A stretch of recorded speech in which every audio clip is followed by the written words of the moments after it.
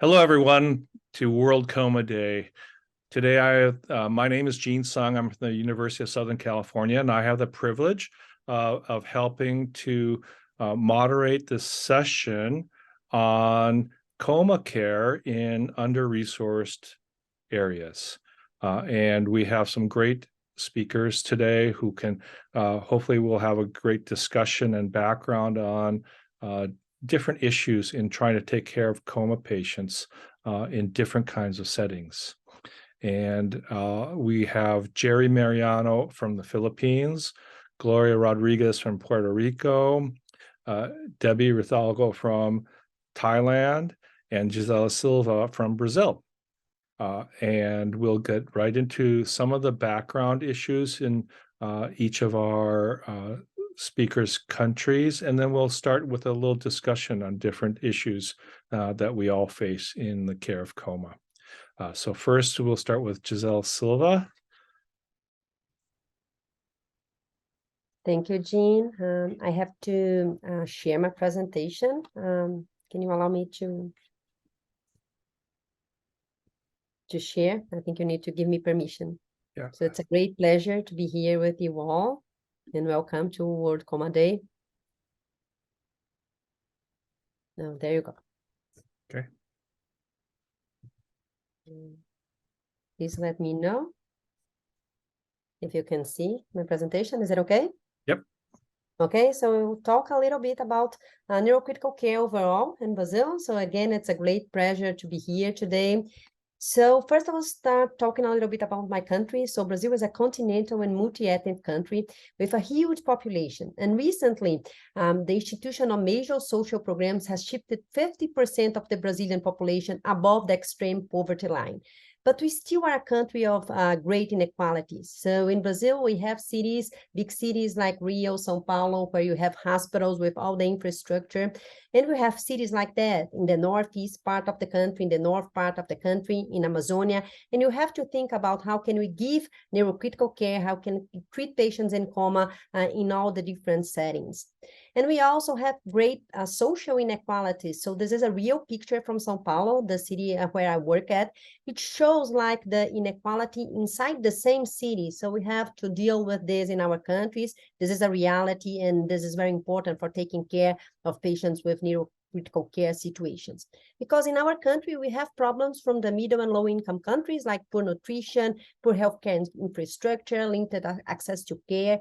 But we also have the diseases of the developed countries. So we have an increased wealth leading to lifestyle habits that contribute to cardiovascular disease and to stroke overall.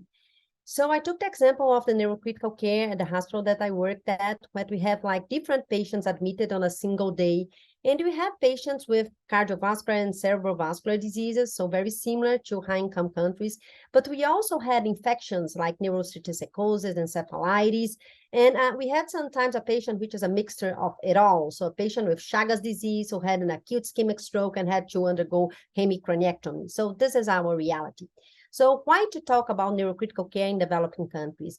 Because we have rising income and we are experiencing this increase asymmetrically. So we have in our countries new and upper middle classes. So neurocritical care can still be practiced and life-saving in extremely poor resource areas. And we have in our countries private hospitals where we have islands of right resources, and we can actually not only treat, but also educate people to treat patients with neurocritical care conditions. So this is an example of a research that we did a while ago showing, and I will give the example of the stroke care in Brazil, that the high income districts in São Paulo, they have a lower chances of having a stroke when we compare to low income districts. So we have like a stroke bed inside the city of São Paulo, and we have to think globally on how can we distribute neurocritical care in those areas that do not have like the same resources as in the rich areas. So as I said, I will talk a little bit about stroke because I guess this is a very important situation, and many of our patients in coma and in neurocritical care are victims of stroke. By 2050, it is anticipated that 80% of the stroke events will occur in countries like Brazil. So we have some examples of how we manage the treatment of stroke in our country.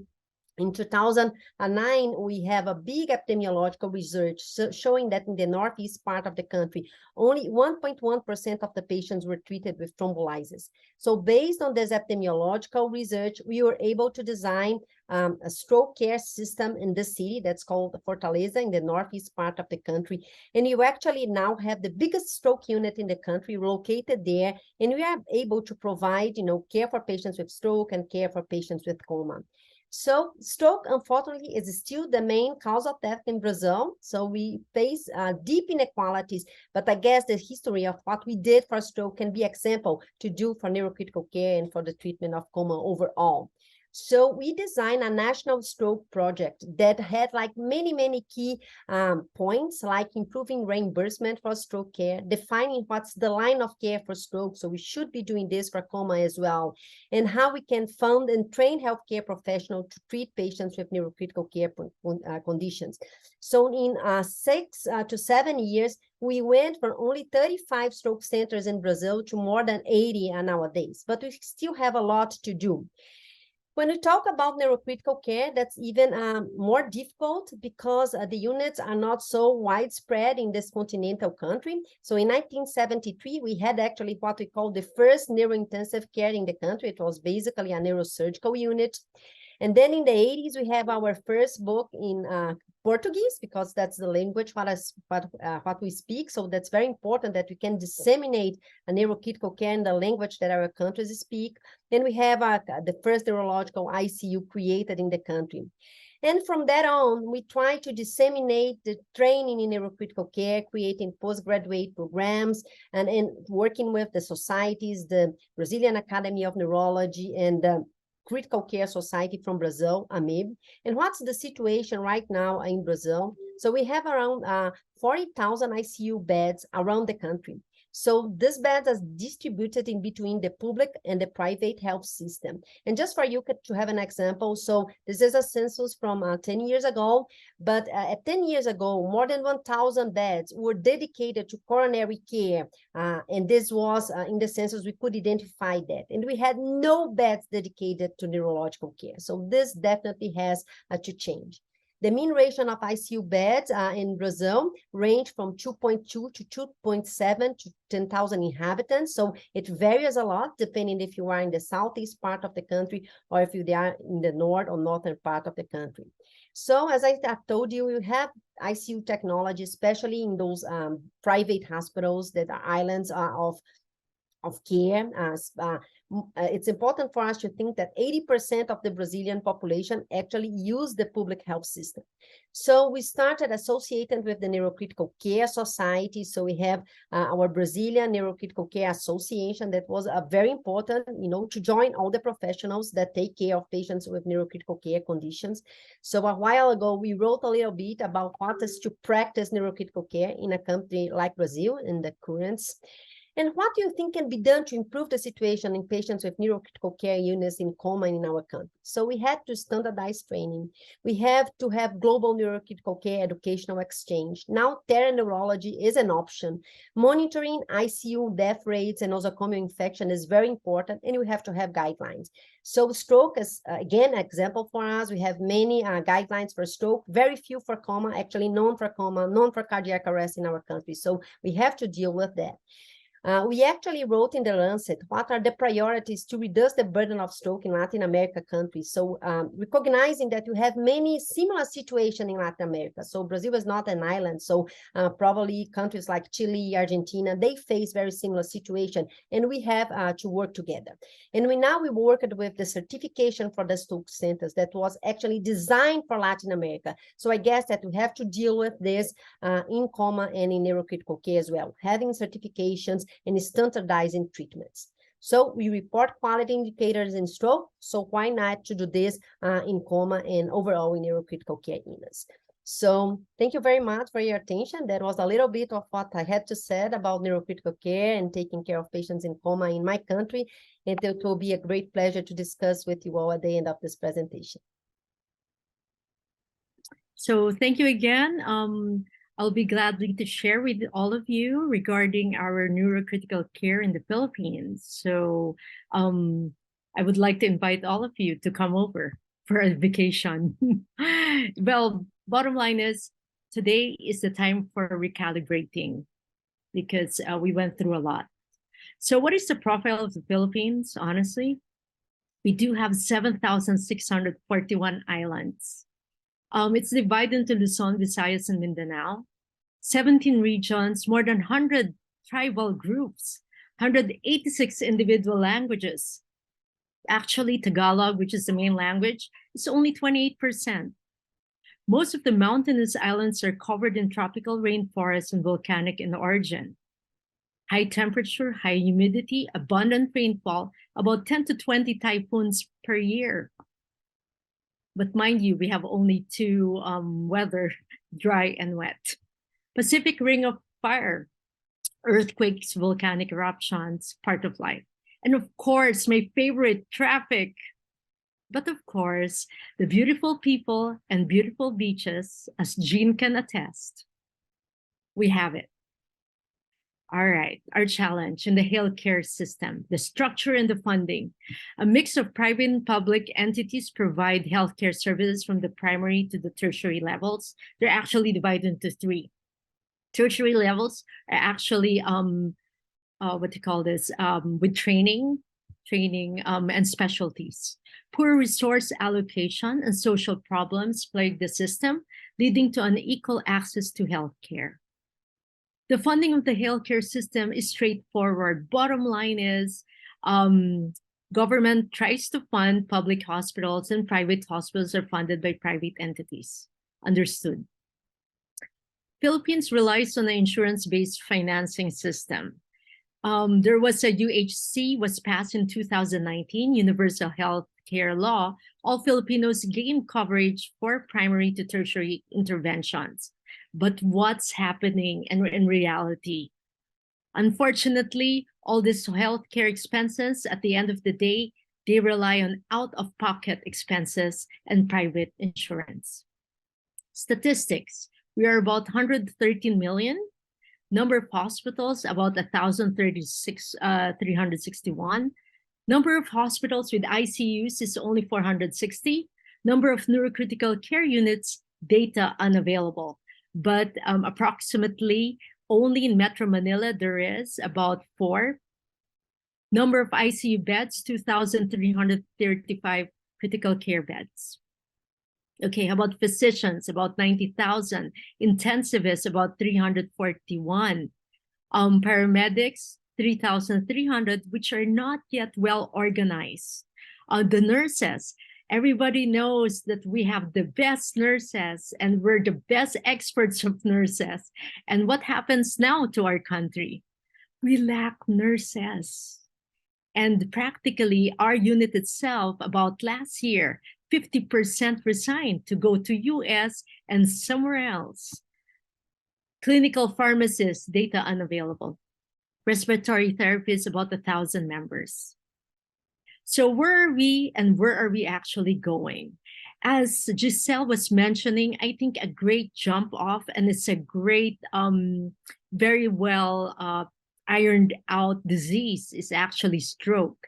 Likewise with our country. Coma, not yet. What causes the most deaths in the Philippines is still stroke. So take a look at this. I put this together to see in summary what's happening to us right now. The wicked problem is still stroke. Morbidity and mortality, it's still not optimal stroke care. And the situation is, again, the population is so much. The health facilities are so few. The estimated total beds are so few with 110 million people. And the challenges, again, brain drain is the Philippines. You have 90,000 physicians, nurses in and out, neurosurgeons, only a few, neurologists, 495. If you talk about only the neurologists, you're talking about 1:217,000. When you look at this, the WHO is actually, the acceptable numbers is 1:100,000. And the solution is still educate, educate, and educate. bringing evidence to the rest of the country and how to go about a stroke-ready hospital. And we actually recognize about 56 already recognized hospitals for this. 2 years ago, a national policy was given by the president. And what happened? You changed the president, and now the policy was held. That's reality. Identifying analysis of the problem, bottom line is stroke is still up there for the past 10 years, at least in the Philippines.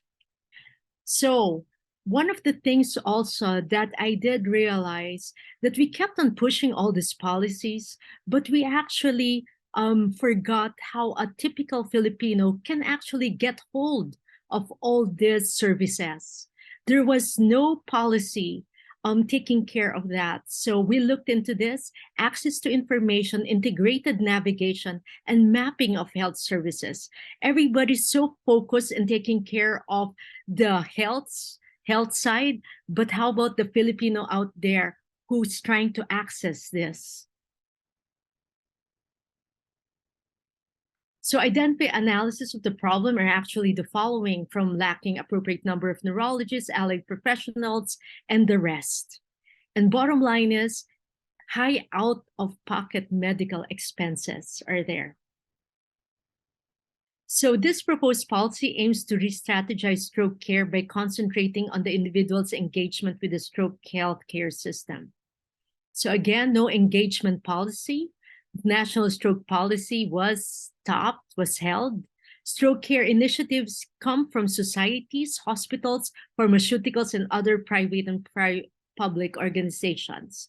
Such projects require and are dependent significantly on the leaders of the stakeholders. And stroke care across rural and urban areas are so varied. So here we are right now as we speak about stroke care itself, because this can be very nicely replicated for Coma, honestly, now, if this is really done well. So in stroke care, as of the moment, the green ones are already done. The orange ones, the linking to the government agency strategies to address stroke care gaps are also ongoing. Primary stroke prevention has been done since time immemorial, but you need sustainability. Nationwide stroke awareness done every single time, but the problem is the government itself. We just need to wait for them. If they're ready, we are ready. So we go around the Philippines again to certify, and we do have 56 acute stroke ready hospital. And take a look at one. One is a typical Filipino.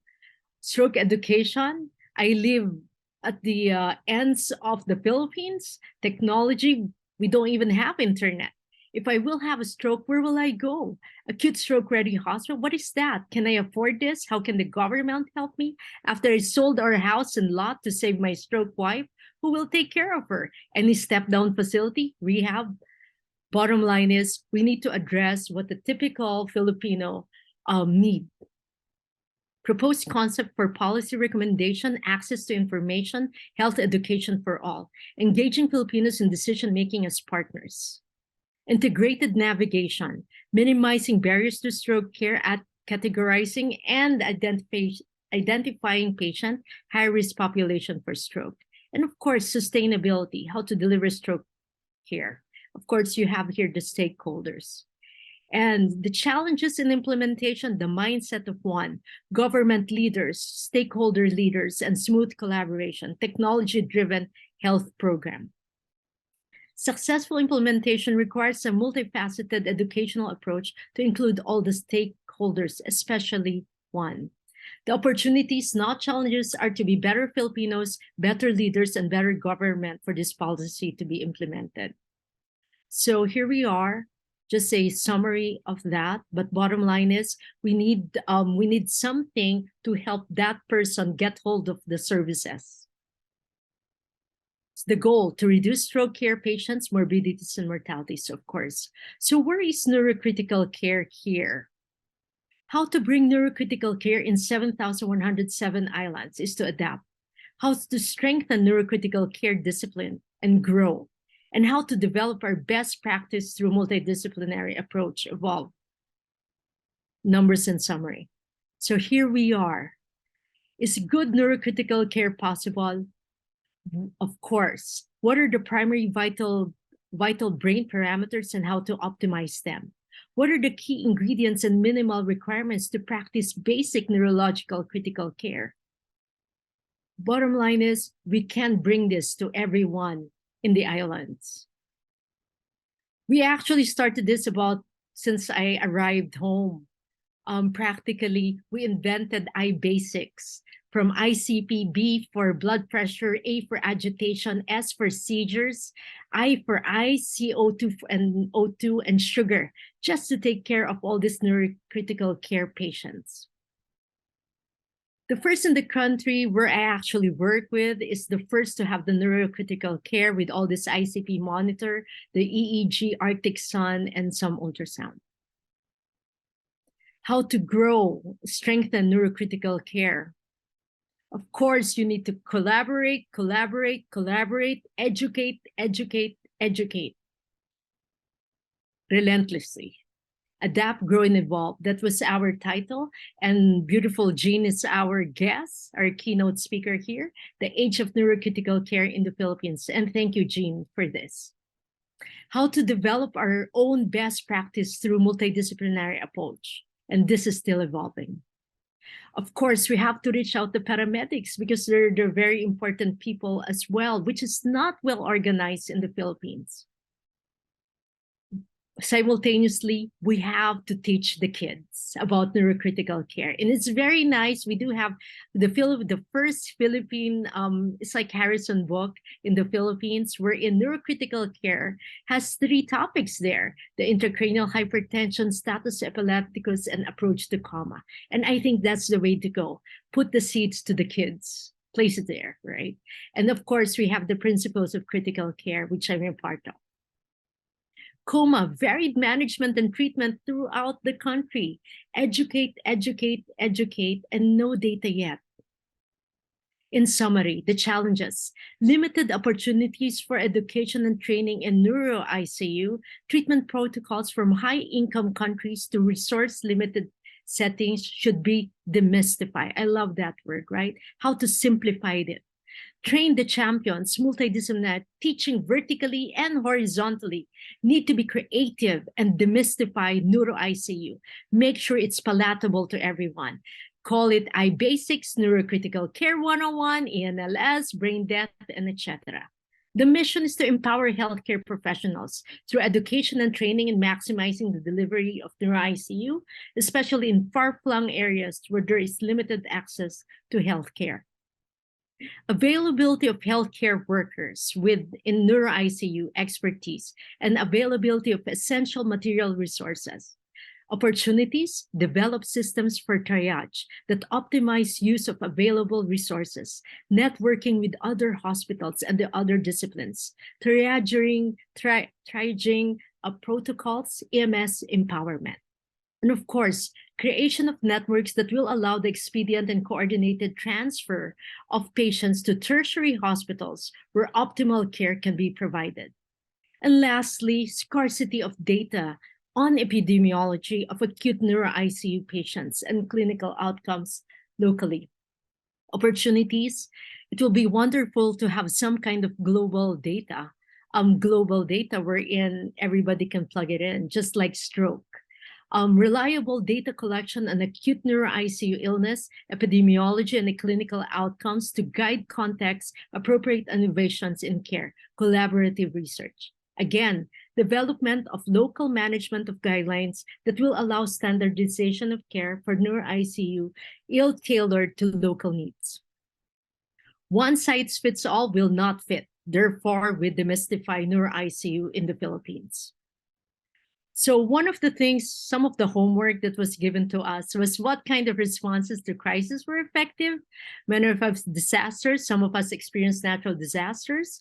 So what we have actually, strategic response where threats are analyzed and vulnerable groups and structures are identified and targeted first is the key.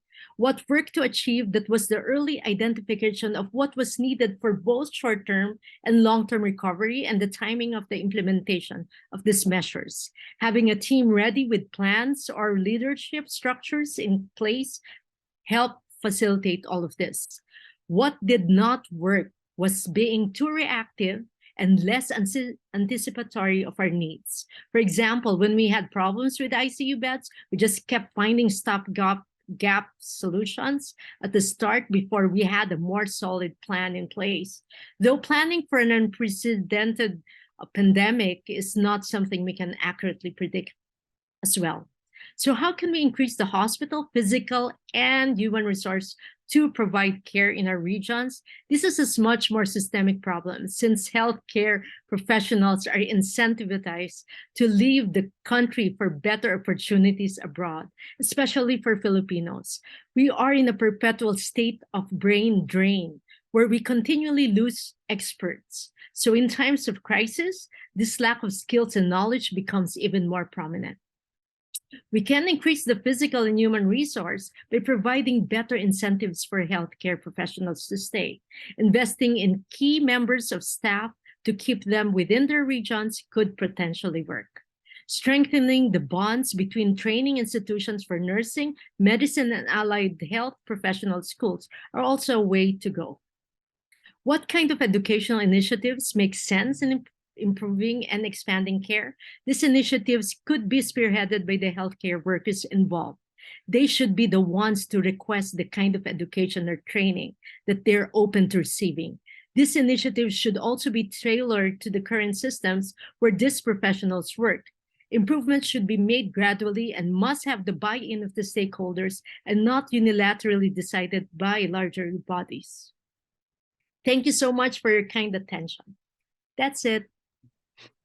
Next, we have Gloria Rodriguez from Puerto Rico.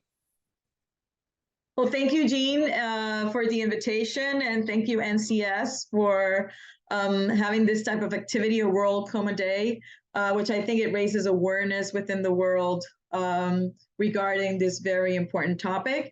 And I also want to thank my colleagues, Geraldine, Gisele, and Debbie, who are also joining us in an all-female panel.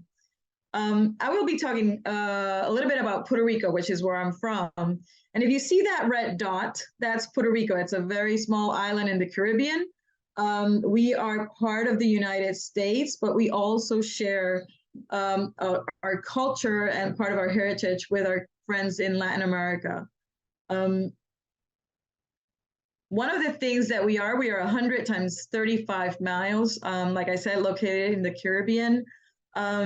We are a tropical area, so it's the whole year long. It's summer. You're invited to come and enjoy our island. And we're surrounded by water, and that is something that moving along, we're going to see that at times is a very good thing, but it creates a boundary in terms of how you do a disaster response. The people were very friendly people. We're very festive. Our population, we're mainly Spanish speaking. There's also English. And we're 3 million people with a density of 900 people per square mile. So there are times if you have 110 times 35 miles, having 3 million people, there are going to be areas that are overpopulated. Another of the things is our population is aging. Our median age right now is around the 40s. And if you look at the death rate, it's greater than our birth rate. And this has been happening for the past 3 years, which will also affect the comorbidities and the conditions and causes of death in the island. And that would also pose a challenge in the future. We're basically ethnically, even though it says here that we're basically white, I think we're all a mixture of white, Black, Asian, regarding all those years that we had with colonization. And we're basically also Catholic. 85% of our population is Catholic. And since we're talking about coma, this is also a fact that is very important to consider, since we're going to be at times dealing with withdrawal of care and some types of considerations, and how will that affect the politics and laws within the island. The economy, our currency is US. We have our GDP is at 105 billion. Our growth rate is negative with also the inflation, and we're undergoing a recession right now. Out of those 3 billion people that we spoke about in the population, 1/3 is in the working force, and we have an unemployment rate of 8.6. And that also affects our disparities, as Gisele was mentioning in her own Brazil. One of our main economics sources is tourism. We also have industry, but in terms of pharmaceuticals, chemicals, and products, but tourism is one of our main sources of income. So there are a couple of things that had created a perfect storm in the conditions of Puerto Rico. One of them was that in 2016, Puerto Rico had under the US government the Ley Promesa, and it was a debt restructuring process. So basically, Puerto Rico has sort of been bankrupt since 2016, and that has also affected our inequalities in terms of access to healthcare, among other things. The other thing that happened was in 2017, we were struck by Hurricane Maria. It was a Category 4 by a couple of miles. It wasn't a Category 5 hurricane. And for the first time in more than 100 years, it had affected the whole island. So the island was without any power throughout weeks and months. And that impacted also the way we were able to access help, since we're an island, and the way that, having assistance coming from other countries. Then, as we all know, COVID-19 also struck. So it added another injury to this perfect storm of healthcare in the island. And one of the things we've learned about crisis management is that usually we're used to having something that is a short-term, where you have access to assistance from other communities. With COVID-19, one of the things we found out, this was a global healthcare crisis. So the access that you got from other areas was not available. And also the length of and the duration through this crisis that also made us learn something about what it meant to be prepared and resilience. Another thing that we've been having right now is also earthquakes. We haven't had in more than 100 years a major earthquakes, and one that has been in nowadays is the one in Turkey, and it makes us wonder as an island, are we ready for one like that? We haven't had one in more than 100 years, but the southern part of the island also was hit right in the middle of the pandemic, and how do you also adapt for that? So in terms of natural disasters and economic disasters, another one is also adding up. It's that since 2019, more than 8,000 physicians have left the island. So it's half the number of physicians that we had. And it's more like what Geraldine was mentioning, brain drain, right? People are leaving the island for several reasons. One of them is for finding a better quality of life. Also, medical insurance is dominating the way physicians are being remunerated. So that's one of the reasons they're also leaving. So what do we have in terms of neurocritical care in Puerto Rico? In Puerto Rico, we have approximately 6,000 beds that's distributed around 70 hospitals with 596 ICU beds. One of the reasons I know exactly these numbers is because we didn't know them before COVID. So one of the silver linings in COVID was that we had to plan and know exactly what number of beds we were having in terms of that type of preparation. Also, pediatrics beds a little over 1,000 beds and 82 ICU beds. In terms of neuro ICUs, there are only 2 neuro ICUs on the island. One is in the university system, which is who receives people who don't have medical insurance. It's called the Centro Médico de Puerto Rico, and that had been the only neuro ICU since the neurosurgery program was made in place over 25 years ago. And then in 2010, a private hospital decided to start a stroke program and open a neuro ICU. And that's where I started in a private practice. We started with 4 beds and now we're up to 8 beds. So that's the amount of ICU beds and neuro ICU beds that we have in the island. Also, along those 596 ICU beds, what's predominant in Puerto Rico is an open ICU model, which means that the primary physician, either an internist, a family physician, is the attending of the patient. And then they consult along other subspecialties, pneumo, cardio, renal. And there are only 3 closed ICUs. 2 of them are those 2 neuro ICUs. 1 is a transplant ICU. So we don't have mixed ICUs or medical ICUs that are closed and have an intensivist taking care of these patients. There are 4 medical schools.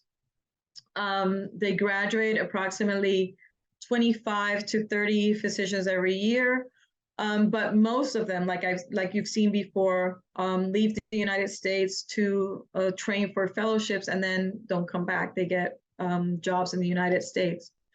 We have 2 pulmonary and critical care fellowships in the island and 1 critical care fellowship. And one of the realities that we're facing is that these pulmonary and critical care fellows that graduate usually stay in the open ICU model. So we don't have any foreseeable future of closing more ICUs. And we anticipate a staffing, intensivist staffing shortage, which we are experiencing already. Adding to that, and I had mentioned before, cerebrovascular diseases are one of our top 5 causes of death in Puerto Rico, which will also add to an urgency to attend this topic about coma. There is 1 stroke center certified by the Joint Commission, which is the one where we have in the island, and we are definitely not enough for this population of 3 million people. So I want to leave more time for the discussion and also for Debbie to be able to give her presentation. So thank you very much. Great. Thank you very much, Gloria. Okay, so next we have Debbie Ruthirago from Thailand. Okay. Hi, everyone. It's a pleasure to be here. Thank you, Jean, for the kind invitation for this presentation. I'm impressed by the presentation by Gisele, Gerrie, and Gloria. Thailand Neurocritical Care Society is my dream. I think it's a long way to go to that place for me. Thailand is a country in Southeast Asia. A lot of people have never heard about Thailand, but I believe most of you hear about Bangkok, which is Thailand's capital. Thailand has total population of about 71.6 million and a total area of about 513,000 kilometers square. Thailand is known for tropical beaches, I think like Philippines, and we have some beautiful mountains. We have royal palaces and temples. In Bangkok, we have high-rise buildings. We have luxurious shopping complex. I think it's similar to modern cities of many developing countries. In Thailand, we have almost 8,000 hospitals and only about 92 ICUs. That's a very little number. For the number of doctors, we have a little bit over 35,000 doctors. And that makes the ratio of doctor per population is 1 per 1,800. However, the distribution of the doctor is unequal. And the concentration is very high in modern cities and much lower in the rural areas. Like I have shown here, I'm sorry, that's in Thailand, and I cannot find the data in English at all. Regarding the number of intensivists in Thailand, the number is unknown. But if we try to look for the total number of internists, it is about 2,000. And the number of neurologists is about 200. And the number of trained neurointensivists in the whole country is only 2. So neurocritical care is still a long way to go in Thailand. These are the pictures of ICU in one of the medium-sized hospital in Thailand. Most of the hospital don't have isolated beds for the patients, so we have only the curtains between the beds, like this. And in the real life, many areas still have ICU that look like this. and many places never have ICU at all. So if I have to think about the challenges in implementing coma care and neurocritical care in developing countries like Thailand, I think of poverty and limited access to critical care.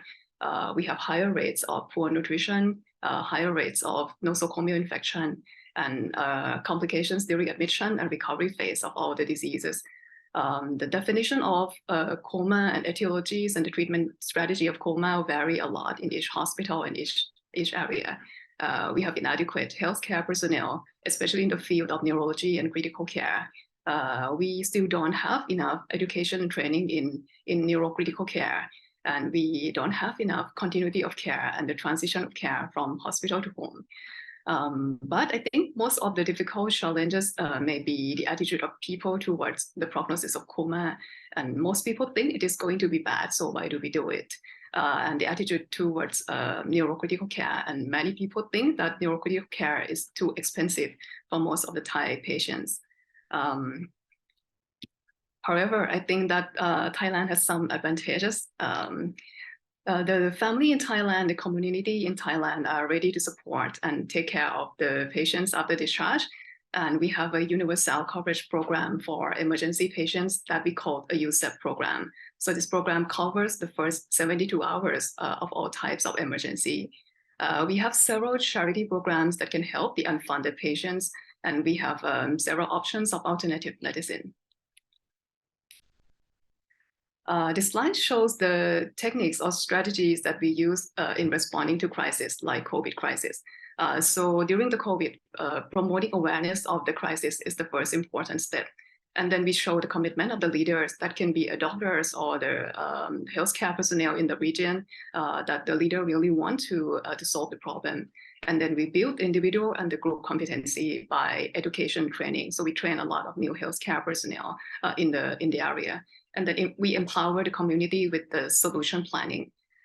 We ensure that we have continued communication during the crisis so that we keep up with the situation. And then we see what works and what doesn't work, and we adapt strategies.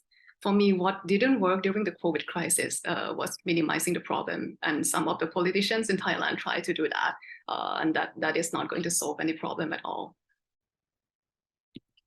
If asked how can we increase the resource to provide adequate care in Thailand, I think education and training is very important, and maybe that's the most important thing. We wrote several guidelines and protocols. This one is the guideline of COVID from the Ministry of Health of Thailand. It is a collaboration between several societies writing this guideline together. And then the second one is the guideline of my own hospital about how to take care of the COVID-19 patients. When the resource is limited and the medication is not enough, we use centralization to make sure that allocation of the resources is the most effective. But when the situation is better controlled, we use decentralization to maximize the allocation of, to maximize the distribution of administration. We have got help from the private sectors and communities. So this picture is a vaccination center held by a department store and a private hospital helping together. And we have got help from the military to distribute the medications and the vaccine. We also got help from several countries regionally and globally. Regarding the educational initiatives, I agree with most of the people that education and training is the most important thing. And teaching at medical school about coma and neurocritical care is the first important step that we should do. We have continuous training in stroke and TBI with our network hospitals, both in person and by the virtual platform. And my hospital just got the stroke certification by JCI 2 years ago. We have some conferences in critical care and in neurology, although we still don't have ENLS training, but it is planned for this year. Thank you for your attention. So that's great. Great to see some, background in different areas, and I think we certainly see some a lot of similarities and then some differences in each of our different regions. And certainly we could, talk about many other places in the world, but just wanted to focus on just a few. What I guess, one of the questions is we all seem to have problems with resources. And so certainly that's one of the common elements I think that we all have. And even in the US, there are different regions of the country where we have lots of problems with having enough physical resources, hospitals, and then even human resources and having appropriate numbers of people. I mean, what do you guys think about how we can change that? I mean, is it something that's even possible? And I think one of the common elements we did here is certainly education. So educating more and more people, but how do we do that? I mean, so those are just some thoughts that I continually have. Anyone have any answers to that?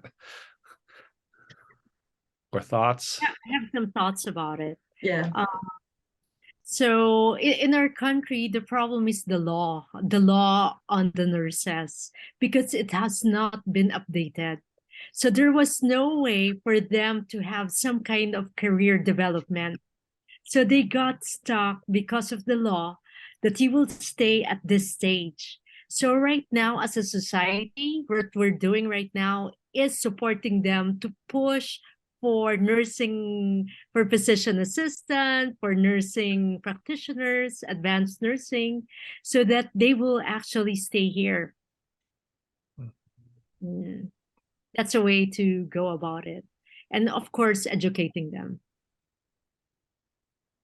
Well, Jean, I think there are several ways to look at this situation. One of them is in terms of as a medical society, how do we inspire other physicians when they're medical students or any other healthcare personnel to pursue a career in neurocritical care?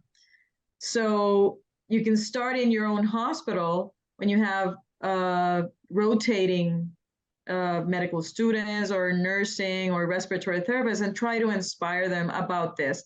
And if you talk about neurocritical care and something you're very passionate about, I think it can be very contagious, right?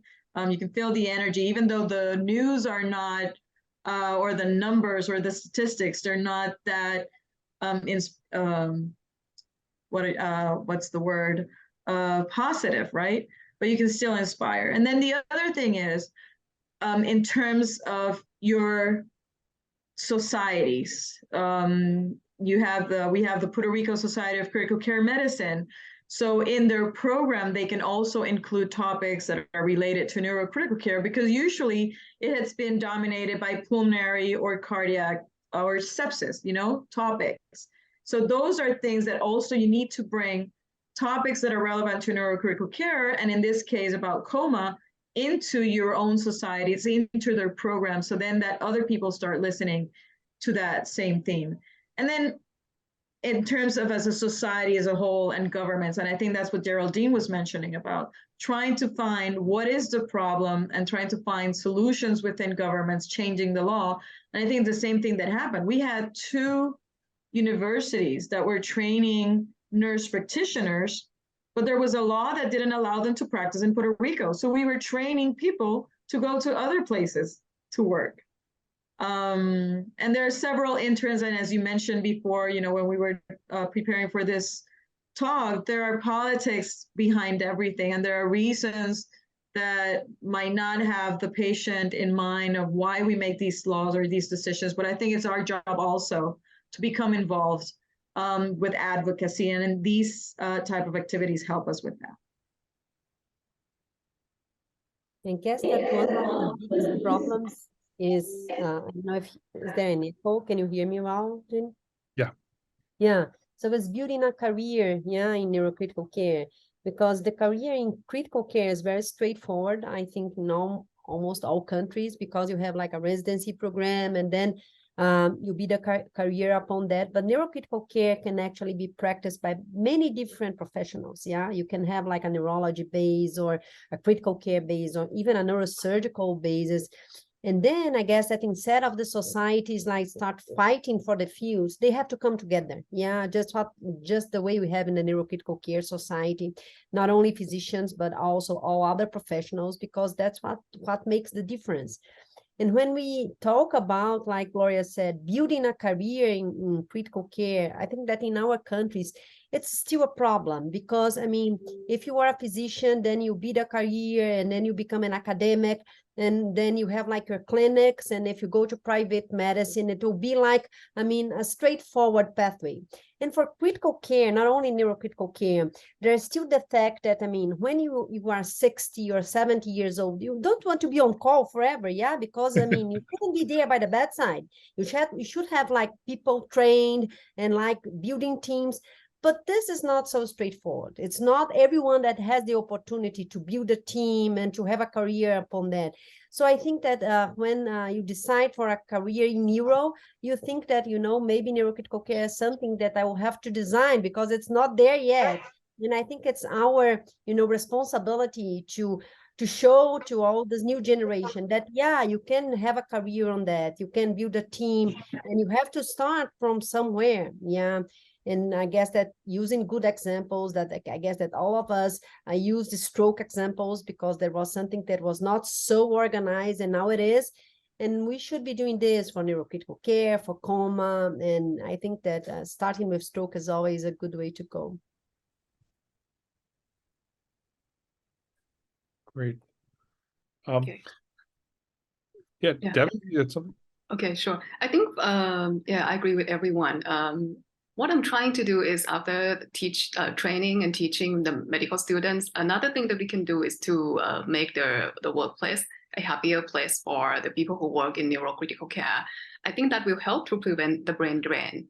I try to create network hospitals, because I know that for people who haven't learned, haven't trained in neurocritical care, it's difficult for them to do neurocritical care in the remote areas. So I try to create a network hospital, so they can connect me and ask some of the questions.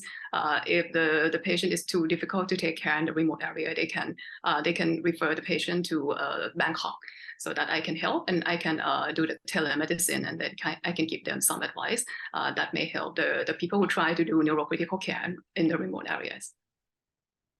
Yeah, no, that's a great segue, you know. So we can't take care of everybody in our hospitals, and a lot of people are going to have to be taken care of in their own settings. And so does everybody have networks like that that Debbie mentioned, that we try to, you know, both take other people's patients from you know, smaller hospitals, but also try to help teach or help them take care of their own patients in their own settings as much as possible?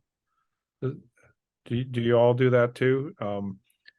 Yes, Jean, I guess that the COVID, that's something that the COVID brought to us. That's the possibility of using tele-ICU and tele-neurology. So in a country like Brazil, so you saw like the ratio of ICU beds to inhabitants.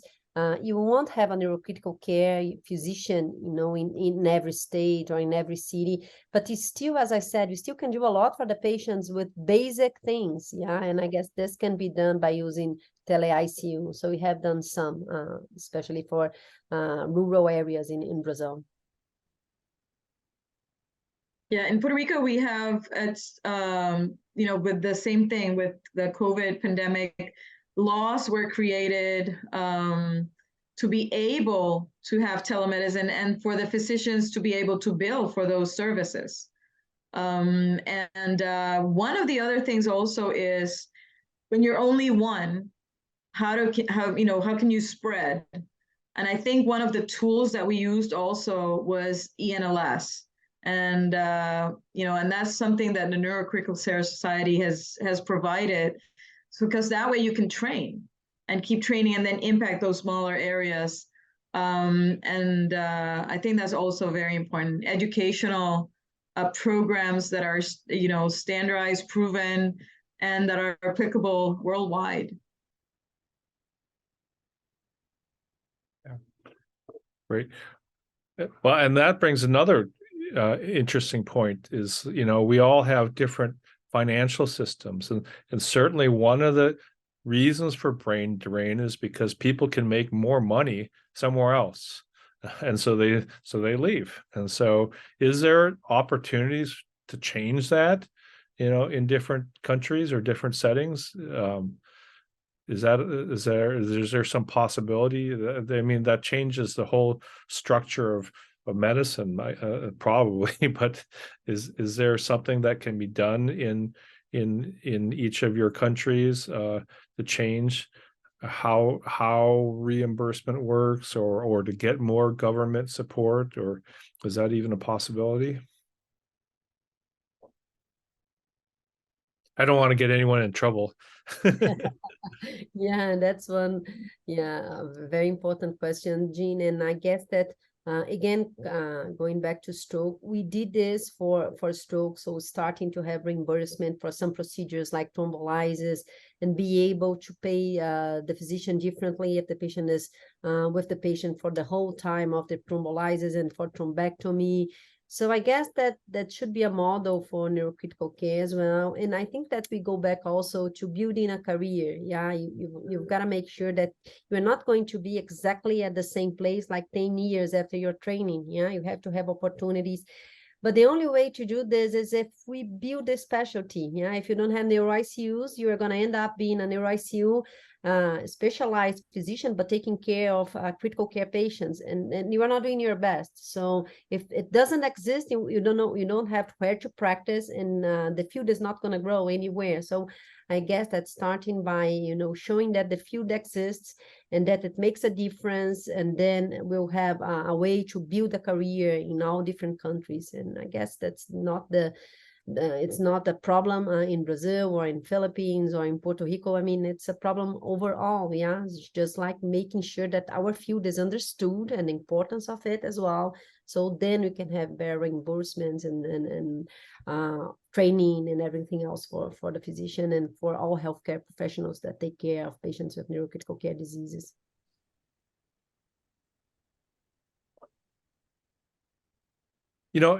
So we all think education is an obvious big part of helping to get more resources to people. Is that, we educate more people, so there's more people who know how to take care of patients, who are in coma or have other problems. But is it better for people to be trained in their own regions, or is it better for them to go elsewhere? And I'm speaking to a group of international physicians who all have trained elsewhere from their own countries. So do you think that was was it, one, beneficial, and two, is it the only way? Well, the reason I went to the United States to train was because there wasn't a program in Puerto Rico at that time. So one of the things is, I don't think something is better than the other. Sometimes there are necessities. And to have an educational program, when I came back, we started a program in fellowship in critical care. One of the things to have people that have diverse trainings is also that it creates diversity within your program. And then, because if you have people who trained and graduated and stayed, then it's inbreeding in that term. So I think having that diversity, people train elsewhere and then come back, it enriches the program. So it's like a yes or no to your question, Jean. One of the scary things is when you train elsewhere, you might stay there and not come back. So there's also, probably there are many of us had a contract or something written that you had to come back and at least give back to your country, or that sense of giving back to your country?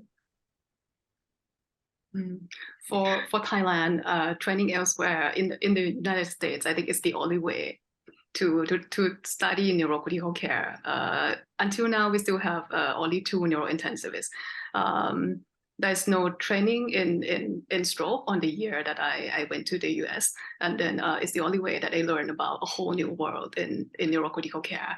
But after that, I think after I have maybe a few colleagues, I can start a training program, and then I can start training in Coma, in stroke, TBI, and neurocritical care in Thailand.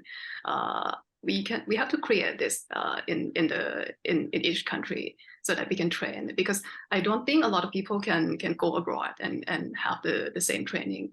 Like in 1 year, only 10 to 20 Thai graduates can go to the US to get the training. It's a very small number compared to a lot of graduates from the medical schools. Did you get support from your hospital or university to do that training in the US? Yeah, that's an option to sign a contract to get some financial help.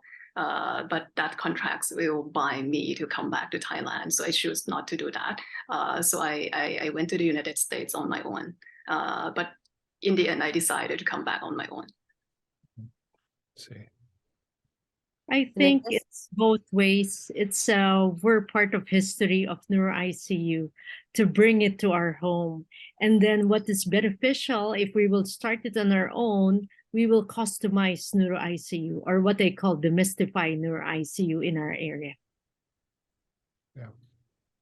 And I guess, Jean, the importance of local training is also adapting the training for local realities. So you come back from the US and then you are very used that you're going to have like continuous EEG, and you're going to have like perfusion, and you're going to have angiography all the time for your subarachnoid hemorrhage patients, and you're not. And you still can do good for the patients, yeah? You can still adapt, you can still train people to do like, you know, diagnoses like transcranial Dopplers, they're not that expensive. And we have the diseases from our countries, like I just in my presentation showed, like a patient with Chagas disease, of neurocerticercosis. So I bet that it's been like 20 years that you saw one, don't you? Certicercosis. And I mean, once in a while we have a patient here in my neuro ICU, and it's very local, and you have to know how to treat such patients as well. So that's the importance of having local training. Great. And then one last point I was maybe wanting to discuss was, you know, it's I always complain in my hospital with all the trainees, and pretty much almost every day I always talk about how horrible the American healthcare system is, and how I feel is very horrible, and especially because it's very, very disorganized. And our healthcare system is very disorganized. We have private, we have public, we have all our indigent care people. We have undocumented immigrants, so people who are not even citizens, and all these different resources, and it's just very, very complicated and inefficient. And I think that that's certainly one thing that can help, if it can ever be done, is to make things more efficient and organized. I mean, and how do you feel in your own countries, the level of organization? And this particularly came about with COVID. And so then we really had to, I think all of us have been in areas where COVID in different periods completely overran our settings. And certainly my hospital, the LA+USC Medical Center, it's one of the busiest hospitals in the United States, and it's a public hospital. And so we were the main center for COVID in Los Angeles, and we became overrun very pretty quickly during one very bad time. We had many people waiting in the emergency room. We changed many different wards, and even our anesthesia recovery rooms. We changed them into COVID wards and COVID ICUs, and we had to get a little bit organized in how we decided which patients were going to go where, and which ones, honestly, we started thinking about not treating because things were so bad. Because we're that was in a small, micro setting of one hospital, but that occurred a lot of different places, and that kind of thing probably should always be done, I think, in a healthcare system. And I was wondering if that happened in each of your settings, and how did you guys decide, what's going to happen, who gets admitted, who gets transferred in, who gets cared for in the ICU? Anyone want to take that? I can start. Not an easy question, but I will Or start. is it bringing a lot of trauma? Is it memories of trauma? Everyone has traumatic stress disorder. Yeah, all neuro ICU and stroke units becoming COVID units. But I guess, COVID, it was a great lesson, that we don't have to be, we don't have to use like a fixed way to treat patients. We can adapt. Yeah. And I guess that all the healthcare professionals, I guess that we gave, I'm really proud of us. I think we gave a great example, because can you think, Jean, it was a disease that we didn't know. We didn't know the risks for us, for our family, and everyone was there, like taking care of patients and changing units and, making the best that we can do. So I guess that COVID was an example that we can learn things very quick. Like we have vaccines in 1.5 years. All the units, I have never seen a patient using ECMO in my unit, like for 10 years that I've been in my unit. And then it came ECMO, it came prone ventilation, and we did it very quick. How can we, adapt? So I guess, although traumatic, it was a big lesson that we can do. And doing it in a more, having more time and planning and looking at the diseases is much better than doing it like in 2 to 3 months, changing everything. So I think it was a lesson we can do. We can think more than locally. How can we, because during COVID, we're not only worried about treating like the patients that were coming to our unit. We're thinking, there are patients waiting for ventilation. In Brazil, we have shortage of ventilation. I know you had as well. So who you are bringing, how do we triage? So I think it's a great example that we can do this, and even having time to think, and planning ahead. So I guess that it was a great lesson for humanity, what we can do as healthcare professionals. I am always proud of what it was done. With all bad things that happened, I think it was a lesson. I agree. And I think we had a good training in Puerto Rico. We had Hurricane Maria. And one of the things that we had been used to was having a disaster plan for a specific event. But we changed that, and we had a master disaster plan that could be adapted to any type of situation. So in that way, we were ready for COVID at a local level, at a hospital level. One of the things is that I think us as physicians or healthcare professionals, we need to be in the boardroom. And one of the things we learned with Maria, and then it happened again with COVID, is you can be prepared in your unit, you can be prepared in your hospital, but if your country is not ready, and there are things that are under the control of your country, of your government, things like laws about maritime laws, about what type of supplies can enter the island. We had, during Maria, we had a tank with equipment in our waters, and it couldn't enter the US.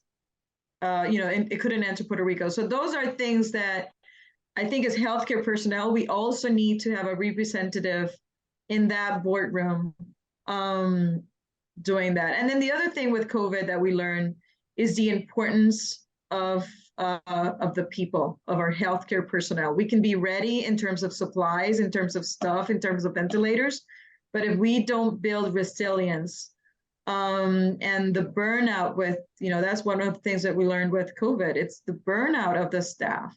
which is how you adapt those plans. And as you mentioned, having to decide who's going to get admitted or not, those are things that are planned way ahead. And it shouldn't be us making that decision because it creates more moral stress to us. It should have been a decision made with ethicists, lawyers, government officials, healthcare personnel, but take it out of our decision making at that time. So those are one of the things that we learned. And as Gisele says, I'm very proud of our response, and I'm very proud of the world response and how as a community we connected. We're having events like this because it's been proven that we can connect across the world out of necessity. So, yeah.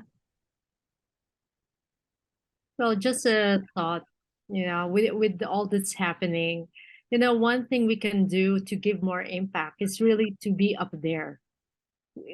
Being a politician, being up there to be well connected, we should be open so that we have more impact. Rather than here we are in a small ICU wherein we can do more above. Yeah. Yeah, I agree. I agree. Yeah. Okay. Yeah. So for me, I think COVID teach us to push through the limit. So we go way beyond the limit that we can do, that we think we can do. In Thailand, you guys already see that I have much less ICU than other countries, but we built a lot more ICU, and we create the field ICU. It is a real ICU in the field. We changed the empty field to the ICU, and then we triage some patients to the ICU, to the real ICU, and then the less severe patient to the field ICU. It happened so fast, but we were able to do that with the help from the private sectors, from the military, and a lot of other healthcare personnel. I'm proud with my country and the whole world in responding to COVID crisis. Yeah, no, I think I agree with everything that's said, but I also agree very much that, some of us have also been very hampered and affected by poor political leadership, and people who are, are some of our leaders who are disputing that COVID was a real disease, or that, all of these things, the masks work or don't work, or vaccination and so forth. It was very, very sad to see. And I think that physicians have to, besides taking care of patients, that's actually some of our jobs, is to unfortunately get into the political field as well, because that's public health, and that's affecting our patients and our ability to care for patients. Well, thank you very, very, very much, everyone, for participating in this discussion. I think this will be well appreciated by the audience watching for World Coma Day. Thank you. Great. Thank you. Thank Thank you so much. Thank you.